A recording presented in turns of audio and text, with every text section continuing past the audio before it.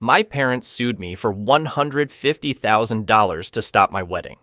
Then I stood up in court, pulled out my adoption papers, and revealed they'd been hiding my real identity for 29 years to erase the fact that my biological mother was exactly like the woman they were punishing me for loving.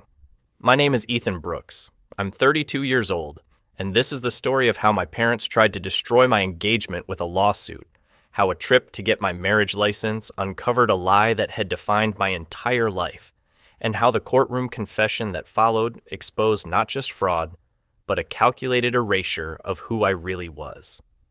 I need to start in June 2024. Phoenix, Arizona. I was an accountant at a mid-sized firm, made $78,000 a year. Steady, comfortable, good life. I'd been dating Maya Rodriguez for 3 years. She was 28, worked as a waitress at a diner in Tempe, took night classes at community college, studying nursing. Maya was kind, hardworking, real. She made me laugh, made me feel seen, made me better. I loved her completely. My parents were Robert and Linda Brooks, wealthy. Dad owned a commercial real estate development company. Mom sat on charity boards. They lived in Paradise Valley. Gated community. $1 million home.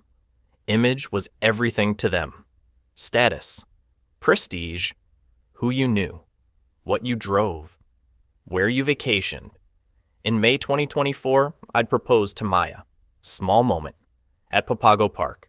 Sunset. Simple ring I'd saved for. She'd cried, said yes. I'd told my parents 2 days later. Sunday dinner at their house. Mom, Dad, I have news. Maya and I are engaged, I'd announced, smiling. My mom's face had frozen. My dad had put down his fork.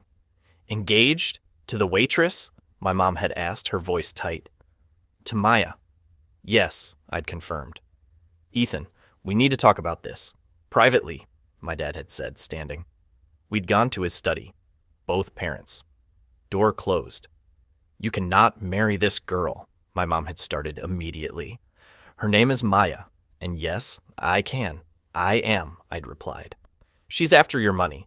She sees a stable accountant and thinks she's hit the lottery, my dad had argued. Maya doesn't care about money. She loves me, I'd countered. She's a waitress taking community college classes. She's beneath you, Ethan. Beneath this family, my mom had stated bluntly. Beneath us? She works 2 jobs to pay for school. She's one of the most driven people I know, I'd defended. We didn't raise you to settle for someone like her. We have standards. This family has standards, my dad had said. Then maybe your standards are wrong, I'd shot back. The argument had escalated. Yelling, accusations, ultimatums. Finally, my dad had delivered the final blow. If you marry her, you're done. No more family, no more support. You're on your own. I've been on my own since I graduated college. I don't need your support, I'd replied. Then you won't mind paying back what you owe us, my dad had stated coldly. Owe you? I don't owe you anything, I'd said, confused. College tuition. $60,000. Your car when you were 23. $25,000. Seed money for your failed photography business 5 years ago. $65,000. Total, $150,000. We want it back. Since you're so independent, my dad had outlined. Those were gifts? You told me they were gifts, I'd protested. We're calling them loans, and we want repayment. Immediately, my dad had declared. You're insane. I'm not paying you back for gifts you gave me voluntarily, I'd refused. Then we'll sue, my mom had threatened. Go ahead. No court will side with you, I'd challenged, and left. 3 weeks later, I'd been served. Lawsuit. Robert and Linda Brooks versus Ethan Brooks. Claim? $150,000 in unpaid loans plus interest. I'd hired a lawyer, James Murphy, experienced, straightforward. Ethan, do you have any documentation showing these were loans? Signed agreements? Promissory notes? James had asked. No, because they weren't loans. They were gifts. My parents never asked for repayment until I got engaged, I'd explained. That's good for us. Burden of proof is on them. But we should prepare. This will be messy, James had advised. In July, while preparing for the trial, Maya and I had gone to get our marriage license. Maricopa County Clerk's Office. We'll need your original birth certificate, Mr. Brooks, the clerk had said. I have a copy. Will that work? I'd asked. For the license, yes. But if you want the marriage certificate expedited, original is better. You can request it from Vital Records, the clerk had explained. I'd requested it. 2 weeks later, it had arrived. I'd opened the envelope, and my world had stopped. Certificate of Live Birth. Name, Ethan Michael Mitchell. Mother, Sarah Mitchell. Father, unknown. Date of birth, March 15th, 1992. Mitchell, not Brooks. I'd stared at it, read it again. I'd called my lawyer immediately. James, I need to see you. Now, I found something. In his office, I'd shown him the birth certificate. You're adopted? James had asked. I didn't know. They never told me. 29 years. They never said a word, I'd replied, my voice shaking. Have you confronted them? James had questioned. Not yet, but I need to understand this first. Can you help me find records, adoption papers, anything? I'd requested. James had hired an investigator. Within a week, we'd had the adoption file. Adoption decree, Maricopa County Superior Court. Date, June 1995. Child, Ethan Michael Mitchell, age 3. Biological mother, Sarah Mitchell, deceased. Adoptive parents, Robert and Linda Brooks, my mother, my biological mother, had died when I was 3. Car accident, single mother.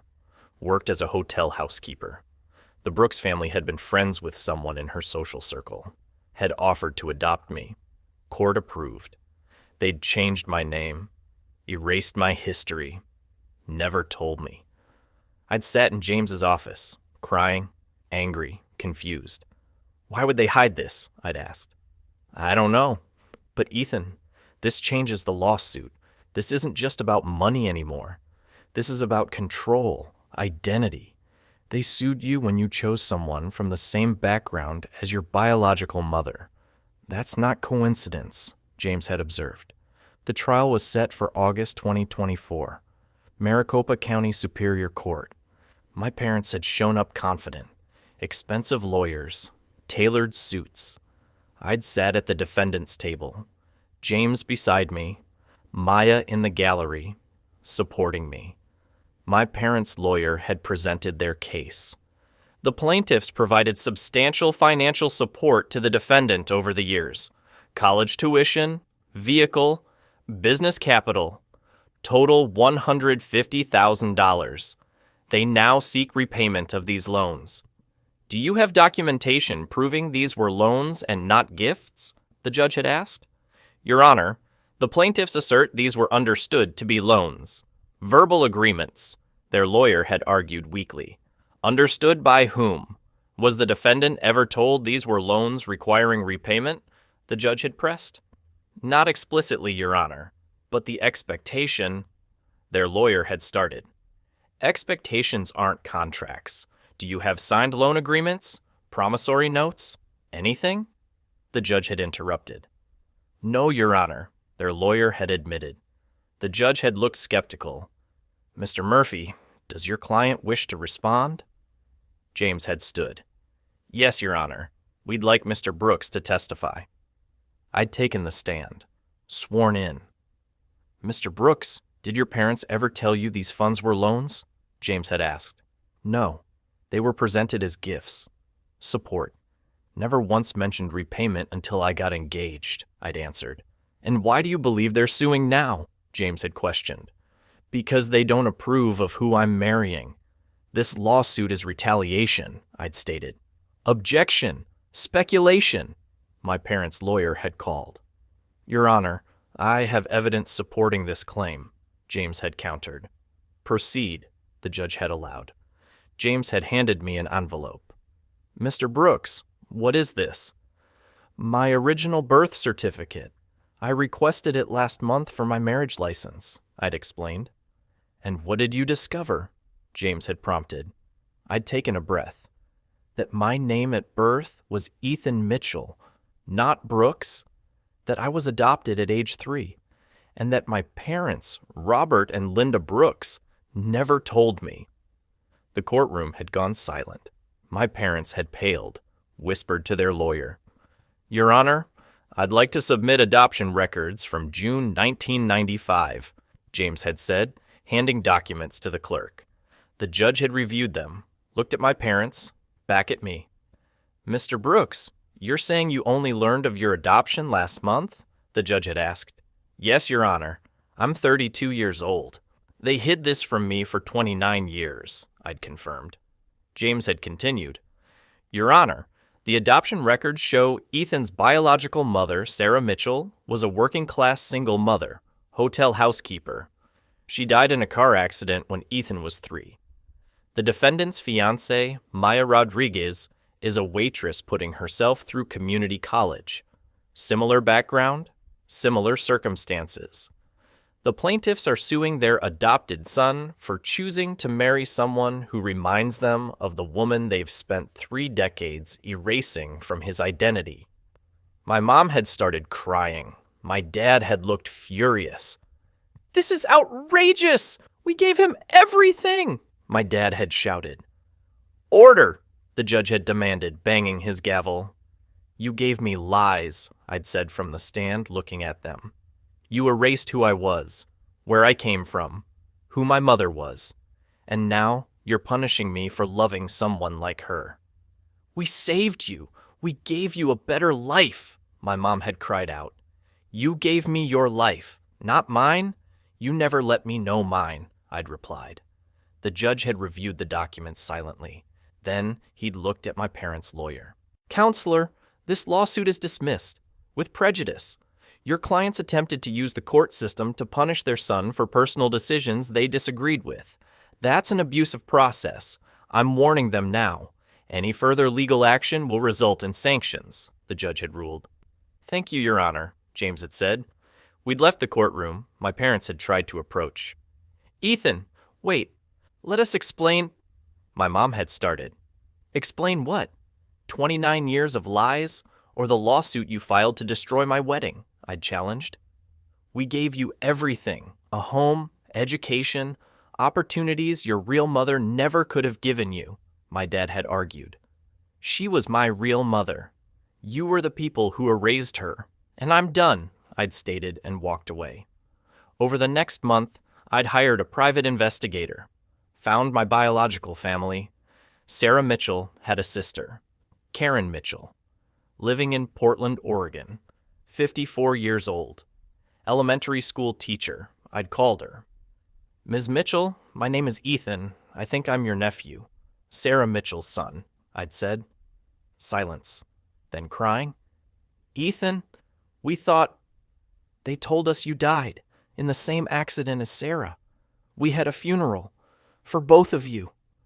They'd been told I was dead. The Brooks family had cut all contact. Told the Mitchell family I'd died. Held a closed casket funeral. Erased me completely. I'd flown to Portland 2 weeks later. Met my aunt. My cousins. My grandmother. 85, crying, holding my face. You have your mother's eyes, Grandma Mitchell had whispered.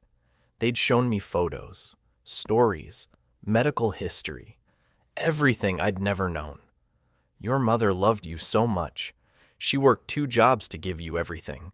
She'd be so proud of who you became, Aunt Karen had told me. I'd stayed a week, learning, healing, belonging. Back in Phoenix, my parents kept trying. Letters, showing up at my apartment, calling. I'd sent one final message. You erased my identity, sued me for being myself, and only admitted the truth when forced in court. Don't contact me again. In September 2024, Maya and I got married. Small ceremony, Desert Botanical Garden. Aunt Karen walked me down the aisle. The Mitchell family attended. Cousins, grandmother in the front row, crying, smiling. The Brooks family wasn't invited. They sent a letter saying they were hurt and disappointed. I didn't respond. I legally changed my name, Ethan Mitchell Brooks, honoring both identities. Today, I have a relationship with the Mitchell family. Weekly calls, holidays together. They know Maya, love her. My parents? Nothing. Some doors close permanently. Here's what I learned. Parents who only love you when you meet their expectations don't love you. They love their idea of you. My parents loved the version of me they created. Wealthy background, prestigious career, appropriate wife. When I deviated, they sued. I also learned that family found can be more real than family given. The Mitchells welcomed me without conditions. No expectations. Just love. That's what real family feels like. Most importantly, your identity isn't something others get to define or erase. For 29 years, I was Ethan Brooks. But I was always also Ethan Mitchell. Finding that truth, painful as it was, set me free. Some families hide your past to control your future. Others embrace who you are to help you become who you're meant to be. Choose the ones who let you be whole. If this story touched your heart, hit that like button and tell me which country you're watching from. I love hearing from all of you. Subscribe to the channel so you never miss these powerful stories about hidden truths, real family, and understanding that the people who erase your history don't deserve to write your future. New story every single day that will make you think, feel, and connect. See you in the next one. Take care.